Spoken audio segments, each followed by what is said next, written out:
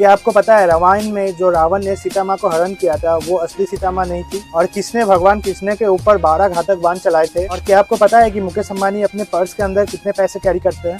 और मुर्दों को जिंदा करने के लिए ऐसी क्या टेक्नोलॉजी हमारे दुनिया में बहुत जल्द आने वाली है? जानने के लिए वीडियो को पूरे एंड तक देखिए। क्या आपको पता है रावण ने जो सीता माँ की अपहरण की थी वो असली सीता माँ नहीं थी? और ये रामायण के सबसे बड़े रहस्यों में से एक है। ऐसा देवी भागवत पुराण के अनुसार जब भगवान श्री राम ने अपना 13 वर्ष का वनवास पूरा कर लिया तब उन्हें अग्निदेव ने दर्शन दिया और उनके जीवन का उद्देश्य उन्हें याद दिलाया, इसमें कि उन्हें रावण का अंत करना था। और इसके लिए भी रावण द्वारा सीता माँ का अपहरण होना भी जरूरी था। लेकिन रावण माँ सीता को छू न सके, इसके लिए अग्निदेव ने एक सुझाव दिया। वो माँ सीता को माया सीता से बदल देंगे। तब रावण का अंत नहीं हो जाता तब तक वो माँ सीता को अपने पास ही रखेंगे। और उनके इसी बात पर सहमत होकर राम ने ये करने की अनुमति दे दी। इसके कारण ही रावण ने माँ सीता की जगह माया सीता की अपहरण की। और फिर जब भगवान श्री राम ने रावण का वध किया और उसके बाद ही राम ने माया सीता को अग्नि परीक्षा देने की आग्रह किया, जिसके बाद ही माया सीता जब अग्नि में प्रवेश की तब अग्निदेव ने उन्हें समाहित कर लिया और असली सीता माँ को लौटा दिया।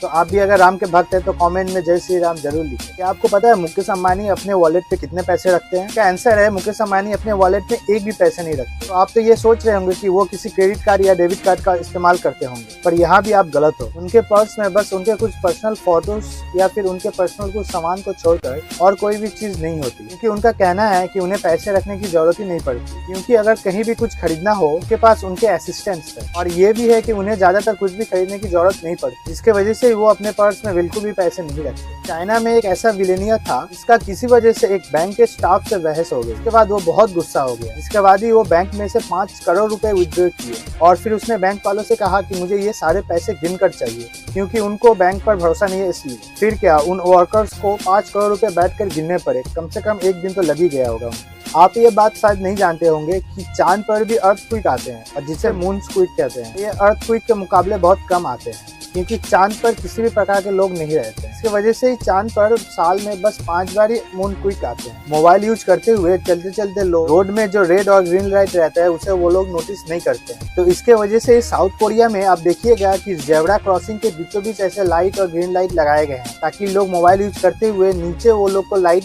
आंखों में पड़ जाए। और एक टेक्नोलॉजी भी है इसमें, जब भी कोई इंसान इस लाइट के नजदीक आते हैं तो ये लाइट उनके मोबाइल में एक नोटिफिकेशन भेज देती है, जो कि उन्हें ये बता देता है कि इस समय रोड क्रॉस करना चाहिए या नहीं। तो अभी तो ये तो बस कुछ ही एरिया में शुरू हुआ है। आई होप इंडिया में भी ये बहुत जल्द आने वाला है। पूरी दुनिया में आज तक जितना भी सोना माइन किया गया है उसमें से आधे से ज्यादा गोल्ड एक ही जगह से आया है, और ये जगह है विंस वाटर है। यहाँ पर आज भी बहुत ज्यादा मात्रा में सोना मौजूद है। पूरे इंडिया में जितना भी सोना है उसमें से 9% सोना यहीं से आता है। लेकिन फिर भी ये कंट्री गरीब है। इन लोगों के पास इतना पैसा नहीं है जिससे कि वो सोना को हार्वेस्ट करके उसे बेच सके। इसके वजह से ही दूसरे देशों के लोग इनके यहाँ के सोने को निकाल के हार्वेस्ट करके बेचते हैं।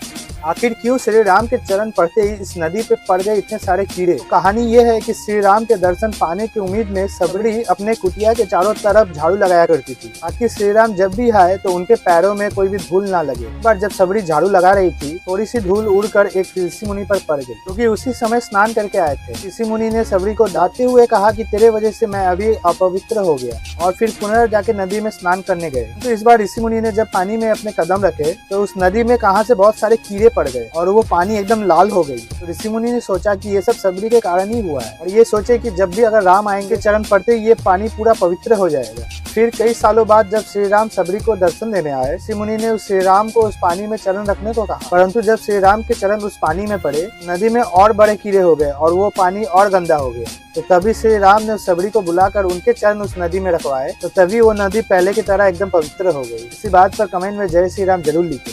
क्या मरे हुए लोगों को फिर से जिंदा किया जा सकता है? हाल ही में अमेरिका के वैज्ञानिकों ने ये दावा किया है आने वाले कुछ सालों में वो ये टेक्नोलॉजी बना लेंगे जिससे कि मरे हुए इंसानों को फिर से जिंदा किया जा सकेगा। और इसके कारण ही वो लोगों ने अल्कोरा टुमारो नाम की बड़ी बड़ी कंपनी बना के रखी है, जिसमें कि वो लोग मरे हुए लोगों को प्रिजर्व करना भी शुरू कर दिया। और अब तक उन्होंने 350 लोगों को सक्सेसफुली प्रिजर्व करके रखा है। आने वाले कुछ सालों में ट्रांसप्लांट जैसी टेक्नोलॉजी इतनी ज्यादा विकसित हो जाएगी, किसी भी इंसान की सर काट को उसे दूसरे की शरीर में लगाया जा सकेगा। और फुल बॉडी प्रिजर्व करने के लिए वो लोग 2 करोड़ रुपए चार्ज करते हैं, लेकिन अगर आपको सिर्फ अपना सर प्रिजर्व कराना है तो 1 करोड़ में ही हो जाएगा। और इसके लिए वहाँ पर 2000 से भी ज्यादा लोग साइन अप कर चुके हैं, जिसमें कि बड़े बड़े सेलिब्रिटी से लेकर फुटबॉलर और क्रिकेटर भी शामिल है। और अगर मुर्दों को जिंदा करने की ये टेक्नोलॉजी अगर सक्सेसफुल हुई तो ये कंपनी सोचिए कितना ज्यादा पैसा छापेगी। आखिर किसने चलाए थे श्री कृष्ण पर 12 घातक बाण, जिसे देखकर देवता भी चौंक गए थे। जब महाभारत के 18 दिन के युद्ध के बाद अर्जुन और कर्ण का महाभीषण युद्ध हो रहा था, तभी कर्ण ने अर्जुन को मारने के लिए सर्प बाण का प्रयोग किया, क्योंकि उसने कई सालों से अर्जुन को मारने के लिए ये बाण को बचा के रखा था। फिर जब कर्ण ने इस बाण को चलाया, तब दक्षिण नागों का राजा इस बाण में आके बैठ गया, और वो राजा अर्जुन का बहुत बड़ा दुश्मन था, और वो भी अर्जुन को मारना चाहता था। लेकिन भगवान श्री कृष्ण ने उस राजा को देख लिया था, तो तभी उन्होंने रथ के एक तरफ के चक्के को पैर से मारकर मिट्टी के अंदर धंसा दिया। इसकी वजह से वो बाण अर्जुन के मुकुट के एक तरफ लग के वो बाण निकल गया, और वो जाके किसी एक सैनिक को जाके लगा,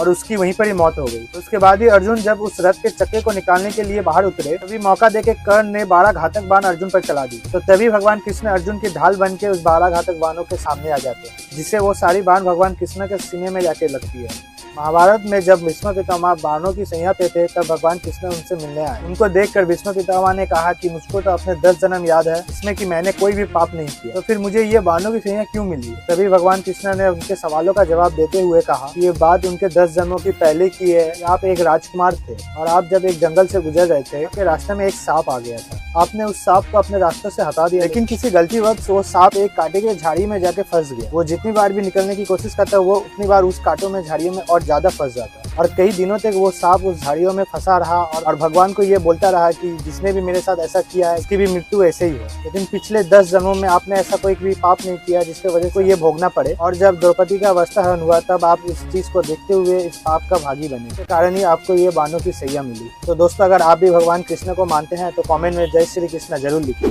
तो वीडियो को यहीं एंड करते हैं। आई होप वीडियो अगर आपको थोड़ी सी भी इन्फॉर्मेटिव लगी होगी तो वीडियो को लाइक करें, और कमेंट करके जरूर बताएं हमारे वीडियो आपको कैसे लग रहे हैं, और हमारा चैनल भी सब्सक्राइब कर लीजिए, क्योंकि ऐसे इन्फॉर्मेटिव वीडियो आपको यहाँ पर हमेशा मिलते रहेंगे। तो मिलते हैं बहुत जल्द एक और मजेदार वीडियो के साथ। तब तक के लिए बाय बाय, नमस्कार।